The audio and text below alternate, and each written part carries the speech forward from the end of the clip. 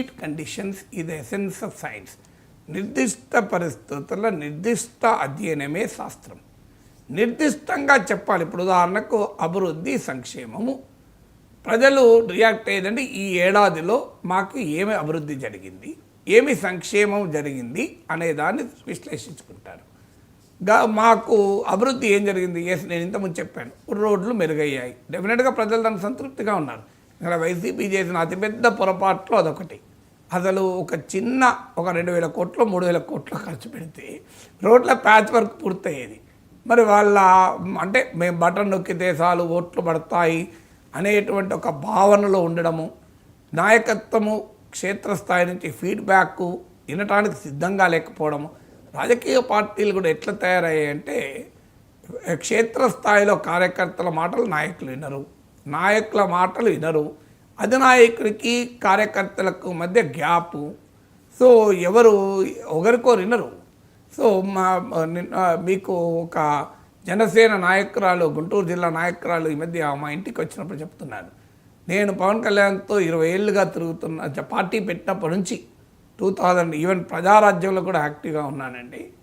Unfortunately అప్పుడు మాకు ఈ వీరనారీలతో పవన్ కళ్యాణ్కి మాట్లాడే అవకాశం కూడా ఉండేది. మాకు ఎప్పుడైతే అధికారంలోకి వచ్చాడో మేము వీరనారీలను ఉపన్యాసాలు వినడమే తప్ప వీరనారిని పిలిచి, ఒక సగటు వీరనారిని పిలిచి మేము మాట్లాడే అవకాశం మాకు కోల్పోయాం సార్ అంటున్నారు. సో అందువల్ల మీకు ఫీడ్బ్యాక్ అనేది లేకుండా పోతుంది. దాంతో రాజకీయ నాయకులు ఇలా పెద్ద పెద్ద ఉపన్యాసాలు ఇస్తున్నారు. వాళ్ళ కింద కుర్చీ కదిలేంత వరకు కూడా వాళ్ళు గుర్తించరు. ఇప్పుడు జగన్ జరిగింది అదే, కేసీఆర్ జరిగింది అదే కదా. నాలాంటి విశ్లేషకులు మాట్లాడితే నా మీద దాడి చేయడానికి పనికొస్తారు తప్ప ఈయన చెప్పే దాంట్లో నిజముందా, మరి నిజముంటే మనం కూడా విశ్లేషించుకుందాం, సరి చేసుకుందాం, మార్చుకుందాం అనే ఆలోచన అస్సలు ఉండదు. సో మాకు ఎవడు అన్నీ రుచించే మాటలే చెప్పాలి, స్తుతించే మాటలే చెప్పాలి అని. సో ఇది కోరుకున్న తర్వాత నాయకులకు ఫీడ్బ్యాక్ ఎక్కడికి వస్తుంది చెప్పండి. ఇక వాళ్ళను మద్దతు ఇచ్చే వాళ్ళ సైన్యము అదొక పిచ్చి సైన్యము. ఎవడు నిజం చెప్తే వాడిని అటాక్ చేయడము, తిట్టడము, వాడిని ఇప్పుడు జగన్ మనుషులు టీడీపీ పేటీఎం అని, టీడీపీ మనుషులు జగన్ పేటీఎం అని ఈ గోల తప్ప పెద్ద నష్టం ఏం చేస్తున్నారంటే చాలా పార్టీలకు వాళ్ళ అనుకూల మీడియానే నష్టం చేస్తుంది. మీకు తెలుగుదేశం పార్టీ 2019లో ఓడిపోయటానికి ఆ 2 పత్రికలు, ఆ 2 టీవీ ఛానల్ అంటారు చూడు, వాళ్ళు క్రియేట్ చేసిన ఒక భ్రమల సౌధం. జగన్మోహన్ రెడ్డి ఓడిపోవడానికి కారణం ఆయన సొంత మీడియా ఇచ్చే ఫీడ్బ్యాక్. మీరు ఎన్నికలు అయ్యాక ఫలితాలు వచ్చే లోపు, కౌంటింగ్ అయ్యే లోపు కూడా మీరు అడగండి సాక్షి మీడియా ఏం చెప్పిందో. ఇచ్చిన సర్వేలో 120 సీట్ల కన్నా తక్కువ రావని చెప్పారు. సో ఏమైంది అంటే సొంత మీడియా, అనుకూల మీడియా, ఇక అనుకూల సోషల్ మీడియానే పెద్ద శత్రువులు నిజంగా చెప్పాలంటే. ఎందుకంటే వాళ్ళొక్క అంత భ్రమలే క్రియేట్ చేస్తారు, ఏది జరగలేదన్నట్టు క్రియేట్ చేస్తారు. అందుకే రాజకీయ నాయకులు ఇలా ఉపన్యాసాలు ఇచ్చుకుంటూ వెళ్ళిపోతారు, కింద కదిలేంత వరకు అర్థం చేసుకోరు. అది జగన్కు జరిగింది, కేసీఆర్ జరిగింది, 2019లో చంద్రబాబు కూడా జరిగింది. దిస్ ఈజ్ ఎవరికైనా జరుగుతుంది, మీరు చూడండి. ఇప్పుడు కూడా ఏంటంటే ఇప్పుడు నిర్దిష్టంగా చంద్రబాబు చెప్పిన దాంట్లోనైనా జగన్ మీకు పవన్ కళ్యాణ్ ట్వీట్లో కానీ ఇంకో ఈ అభివృద్ధి మీ జీవితాల్లో జరిగిందా లేదా అడగండి. ఇప్పుడు మీకు మా వల్ల ఈ ప్రయోజనం జరిగిందా లేదా అని అడిగితే జీవితాల్లో ప్రయోజనం జరిగితే ప్రజలు నమ్ముకుంటారండి.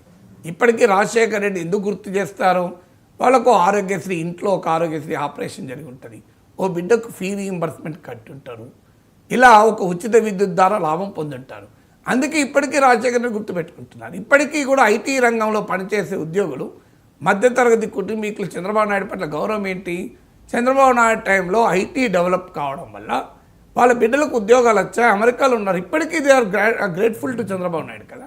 ఈవెన్ మిడిల్ క్లాస్ ఫ్యామిలీస్ అందరిలో మీరు చూడండి, అమెరికాలో ఉన్న, ఇక్కడున్న, కులాలకు అతీతంగా, ప్రాంతాలకు అతీతంగా, ఈవెన్ తెలుగుదేశం ఓటర్లకు కాని వారికి కూడా చంద్రబాబు నాయుడు అంటే ఆ గౌరవం ఉంటుంది. ఎందుకంటే because they benefited from him కదా. సో మీకు నేను చంద్రబాబు నాయుడు ఉదాహరణ చెప్పాను, రాజశేఖర్ ఉదాహరణ చెప్పాను, ఇక్కడ తేడా ఏమీ లేకుండా. సో అందువల్ల ప్రజల జీవితాల్లో కూటమి చేయాల్సిన పని ఏంటంటే ఈ రాజకీయపరమైన క్లిషేస్, ఉపన్యాసాలు, ఈ వికసిత ఆంధ్రప్రదేశ్లు ఇవన్నీ ఇదివరకే చంద్రబాబు నాయుడు ముంచాయి. ఈ విజన్ 2020 అంటే 2020లో ఆయన అధికారంలో లేకుండా చేసింది.